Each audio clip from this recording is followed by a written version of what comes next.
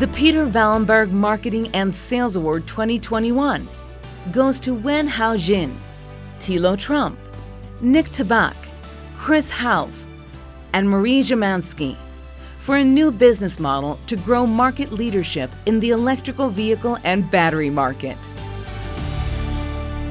I am honored to represent the full team of Peter Wallenberg Award recipients to tell you a little more about the exciting work we are doing in the EV segment. Electrification is our future. We are seeing this from traditional automakers to new EV startups that know a lot about tech. These customers are expecting strategic partners who can adapt to their unique needs in innovation, global implementation, and competence. With our broad product portfolio and the technical competence of our people, we can customize our solution to meet the needs of each individual customer.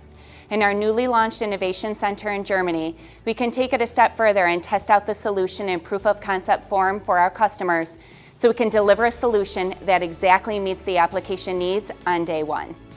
This is a new business model focused on innovation.